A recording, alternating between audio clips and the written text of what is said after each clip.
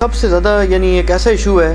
کہ جس کی بنیاد پر لوگ جذباتی ہو جاتے ہیں، بالخصوص ہمارے جو شیعہ بھائی ہیں ان میں عوام الناس بہت ہی زیادہ جذباتی اس مسئلہ پر ہوتی ہے کہ سیدہ فاطمہ الزہرا سلام اللہ علیہ کی جو وفات ہے، جس کو وہ شہادت کہتے ہیں، تو اس میں حضرت عمر رضی اللہ عنہ پر جو الزامات لگائے جاتے ہیں، اس کی کیا حقیقت ہے؟ نعوذ باللہ من ذالک ثم نعوذ باللہ من ذالک، بالکل جھوٹ ہے یہ۔ ابان بن ابی عیاش کہنے کو تو تابعی ہے لیکن یہ کذاب راوی ہے۔ اب یہ ان کے لیے بھی پھکی ہے شاہ جی، جو کہتے ہیں کہ جی سب سے بہتر زمانہ میرا، پھر صحابہ کا، تابعین کا، تبع تابعین، اس کو یزید کو پھر تابعی بنا دیتے ہیں۔ تو تابعی تو ابان بن ابی عیاش بھی ہے، تابعین، ہاں تابعی ہے، ابان بن ابی عیاش تابعی ہے، جی ہاں۔ یہ غالباً 146 ہجری میں فوت ہوا ہے، ٹھیک ہے، یعنی امام حنیفہ رحمہ اللہ کے زمانے کا ہے، وہ بھی تابعی ہیں۔ امام حنیفہ رحمہ اللہ بعض کے نزدیک تابعی ہیں، بعض کے نزدیک تبع تابعی ہیں، بہرحال ہم اس جھگڑے میں نہیں پڑتے۔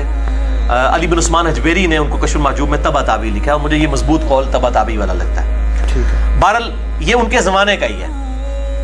ابان بن ابی عیاش۔ اس کو امام مسلم نے صحیح مسلم کے مقدمے میں کذاب لکھا ہے، اور اسی طریقے سے اہل تشیع کے ہاں بھی ان کی اسماء کی کتابوں میں، اسماء الرجال کی کتابوں میں کذاب لکھا ہے۔ لیکن ظاہر روزی روٹی چلانے کے لیے پھر جو لوگ ہیں وہ کہتے ہیں جی ہمارے لیے تو ٹھیک ہے، ہمیں ایکسیپٹیبل، یہ اس نے سٹوری ساری کھڑی ہے سیدنا عمر فاروق رضی اللہ تعالیٰ عنہ علیہ السلام کے خلاف۔ نعوذ باللہ، بالکل یہ جھوٹ ہے اور کوئی ایسی بات نہیں ہے، یہ بالکل جھوٹا واقعہ ہے۔ خالد بن ولید کے اوپر بھی جھوٹ باندھا گیا کہ وہ بھی گھسیٹ کے لائے اور یہ ہو گیا، دروازہ پھینکا۔ البتہ ایک روایت ہے جو اہل سنت کے گلے میں پھنسی ہوئی ہے، میں تو اس روایت کو صحیح نہیں سمجھتا، مصنف ابن ابی شیبہ سے، میں نے مسند نمبر 66A کے اندر بھی اس کو بیان کیا ہے کہ جی سیدنا عمر نے دھمکی دی تھی فاطمہ کو جب ان کے گھر میں میٹنگ ہو رہی تھی خلافت کے والے سے کہ میں تیرے گھر کو آگ لگا دوں گا، اور وہ کہتے ہیں جی سنیے کتابوں میں آگ لگانے کا ذکر ہے، پھر لا بھی دیتی بارش۔ تو یہ روایت بھی جو ہے نا جی، یہ جو راوی بیان کر رہے ہیں نا، زید بن اسلم جو حضرت عمر کا غلام ہے، اسلم اس کا بیٹا جو ہے زید بن اسلم، ان سے بیان کر رہا ہے، وہ اس وقت تک سیدنا عمر کی غلامی میں نہیں آیا تھا جب یہ واقعات ہوئے ہیں، لہٰذا یہ اس نے اسی وقت کہیں سے سنا ہوگا، اس وقت بھی تو اس طرح کے لوگ موجود تھے۔ اور اگر اس روایت کو کوئی صحیح مانتا ہے، جس طرح کہ شیخ زبیر علی زئی صاحب کے شاگرد غلام مصطفیٰ ظہیر صاحب کہتے ہیں نہیں روایت صحیح ہے،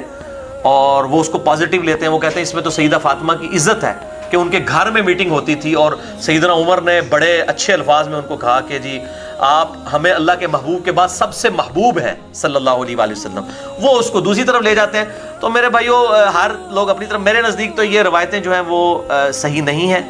اور اگر یہ معاملات تھے تو سیدنا علی کبھی بھی ساتھ نہ دیتے سیدنا ابو بکر عمر عثمان کا، جس کی یعنی سیدہ فاطمہ جو جنتی عورتوں کی سردار ہے، بخاری و مسلم میں حدیث ہے، اور سیدنا علی کی محبوب ترین بیوی، وہ کیسے پھر ان کا ساتھ دے سکتے تھے؟ بالکل جعلی اور جھوٹا واقعہ ہے، اور لیکن ذاکرین کی روزی روٹی اس کے ساتھ چل رہی ہے۔ جس طرح سنی جو ہے وہ جھوٹے واقعات بیان کرتے ہیں، تو آڑے سنی بھی کرتے ہیں، یہ جو حدیث بیان کرتے ہیں کہ جی وہ کس کی نیکیاں ستاروں کی مانند ہیں، حضرت عمر کی، وہ جو سیدہ عائشہ کے بارے میں منسوب اثر بیان کرتے ہیں،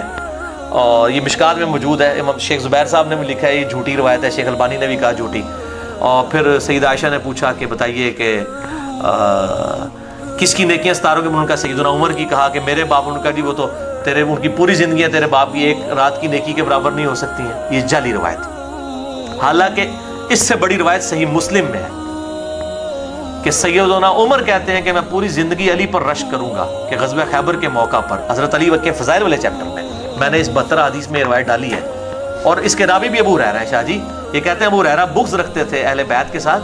میں یہ چیلنج کرتا ہوں اہل تشیع کو کہ حسن و حسین کی شان میں، حضرت علی کی شان میں جتنی کرٹیکل حدیث ہے، ان کے راوی ابو ہریرہ رضی اللہ تعالیٰ عنہ علیہ السلام،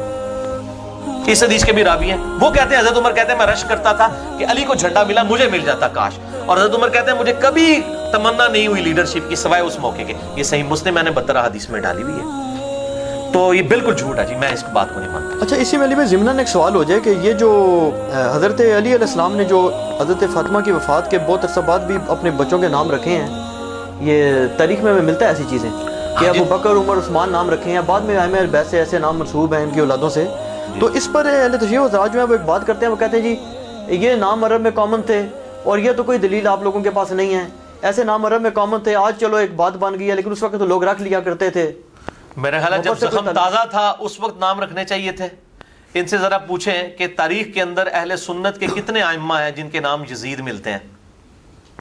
اکا دکا. حالانکہ یزید نام کو برا نہیں ہے, صحابی رسول ہیں یزید بن ابی سفیان رضی اللہ تعالیٰ عنہ وعلیہ السلام, حضرت معاویہ کے بڑے بھائی, جو جنگ یرموک میں بڑے لیڈرز میں سے تھے ابو عبیدہ کے ساتھ. تو وہ یزید بن ابی سفیان, اسی وجہ سے تو حضرت معاویہ بھی پھر منظر عام پہ آ گئے نا, ان کے چھوٹے بھائی ہونے کی وجہ سے. اصل میں تو بندہ یہ تھا یزید بن ابی سفیان رضی اللہ تعالیٰ عنہ, تو ان کا نام بھی یزید تھا. تو یزید نام سے کچھ, لیکن بعد میں مسلمانوں نے دیکھا تو یہ مسلمانوں نے نام نہیں یہ رکھے,